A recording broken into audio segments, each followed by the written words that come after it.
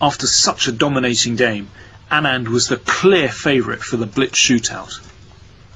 An extraordinary decision from Dreev. He won the toss and he's chosen the black pieces, which means, okay, he has draw odds. If it's a draw, he goes through, but he has a minute disadvantage. And against Anand at this speed, my goodness, they're repeating exactly the same as in the last game. I mean, this is insane. And to give Anand an extra minute after he just bashed your head in with the white pieces, I don't see the logic for that. I would have taken white against a guy like this. Then again, it wouldn't have mattered what color I had chosen. And it's exactly the same. Where's Dreev going to vary? The worst part is that he's down even more on the time, on the clock. He's spending more time to play the moves that they've already played. It's an incredible decision. Is he going to play Rook C8 again?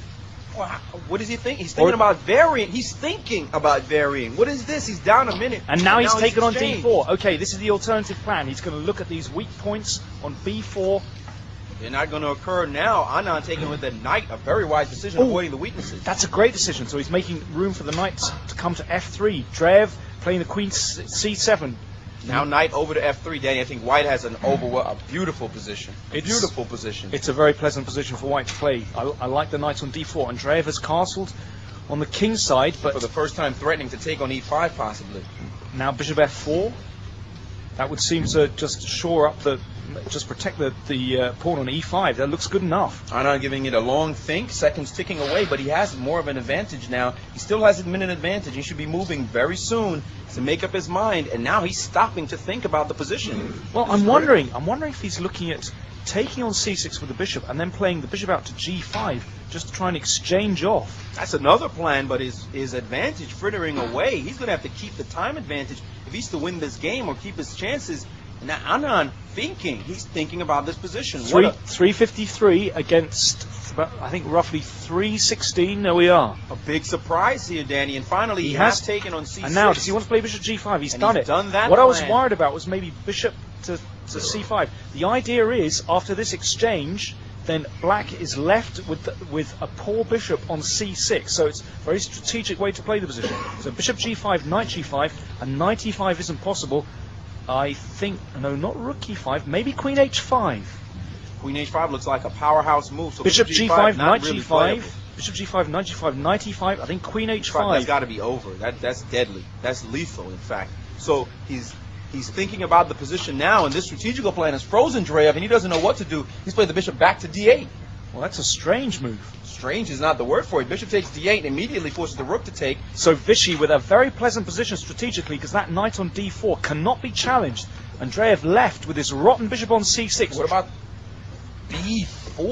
Wow, preventing the knight from expanding. And now Dreev in a bit of trouble on the left side. The only thing he can do is to try and get some play against the pawn on C3, but that's not going to happen. Rook coming up to E3, protecting the pawn, and looking later on to swing across to the king side. And preparing this attack is Anand, and Anand taking his time. He still has his minute advantage on the clock, and now queen to C2 with a big threat, knight to G5, and maybe a mate on H7.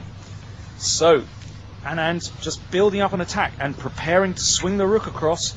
H6, preventing the knight coming to G5. So now he can play the rook across, just overprotecting the pawn on E5. He's done it, and that frees up the knight on F3. Dreev moving the rook across to C8, just putting some pressure on the C pawn. And now H4 by Anand. But good move. Where's the pressure? Where's the pressure? Black needs some kind of counterplay. This is a great move. Now he's preparing. He's moved the knight back. Great. Now the rook can swing across to G3. Queen coming down to C4, but well, there was a threat on D4, but Anand solid enough on the queen side. The rook on E3 protecting everything. The dark squares are terrible.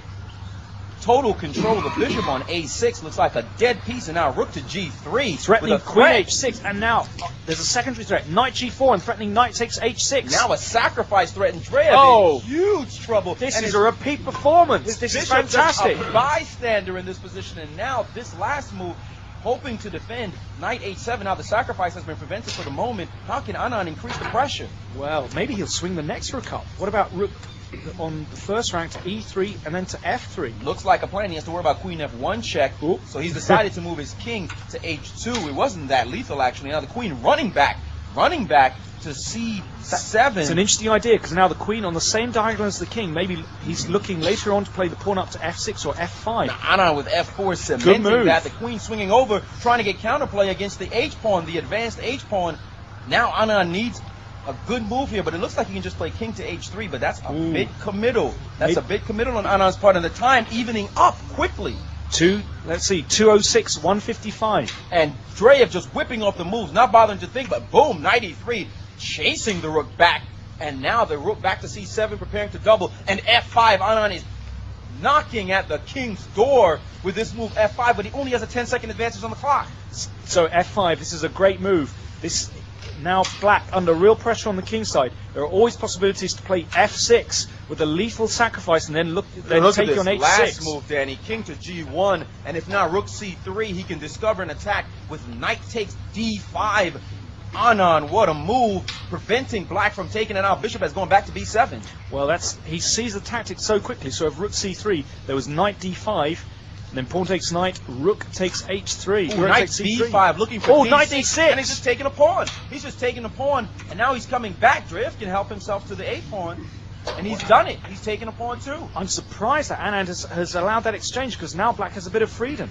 But it's still looking good for Anand. And Anand with a 10-second advantage on the clock, he has to keep that advantage if he's to win. This doesn't look pure. Dreev is fighting back, and now the knight going back to d4. I think the knight had to settle back on d4 to blockade the d pawn. Rook a8 has been met by knight to g4, and now pawn takes pawn. What is pawn this? Takes. That looks insane. I think maybe he had to do it because there was a threat of f6 and queen h6. But e6 now cracking. Remember that e6 move in the last game cracked the position open, and now Anand cracking the position open with e6, and he's captured on e6 as Dreev. And that's knight e5. 50 different moves. Knight e5 wins the exchange at least, and he's played it. Threatening knight g6 and knight takes d7. And with a 10-second advantage on the clock, Anand looks as if he's about to win material. So Dreev under 1 minute, Anand 1:13. And Anand has helped himself to the rook, and now about to help himself to the e pawn. Dreev has 2 pawns for the exchange, but Anand has managed to blockade the center.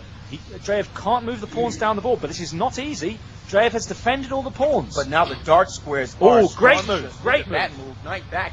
And now the knight hopping into the dark square. Queen takes h4. Queen takes h4. But Rook Anand h3. has seen it all. Rook h3. The queen back to f6. No, but what's this about? He's just overlooked dropped the pawn. He overlooked the pawn, and now he has to move. He has only a 5-second advantage on the clock, but gorgeous squares. But can he win with it? Anand has controlled the center, but he's blundered the pawn. He didn't need to do that. He had total control. What about queen takes b6? That gets a pawn back, and now he has a pass b pawn. And look at this in control. Bishop back to c8. Had to hightail it, and Anand in control again. That's really ugly. Queen coming down to c7, and now there are possibilities to move the queen into f7. The king coming to g8 to defend that. But there's the b pawn. Push the b pawn. Is heavy, b5, b6. Looks like it can score a touchdown, but Anand just tying Dreev down. But now h5 has been played. But there's also b5. g5.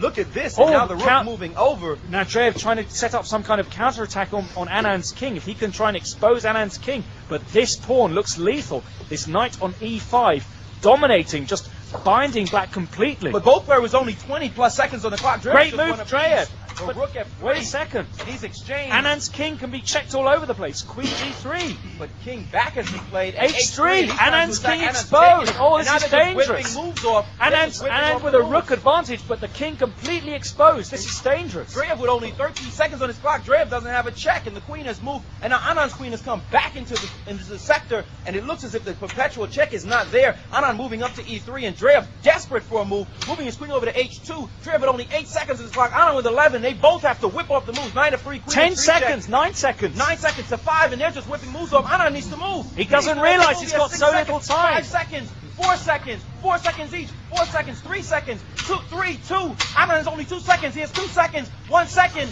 and now he asks for a queen. But he's lost some time. He's lost some time. What an incredible. He's a look up the Dreev.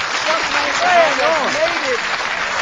Oh, Anand had lost on time, while Dreev had only 2 seconds remaining. He didn't realize it.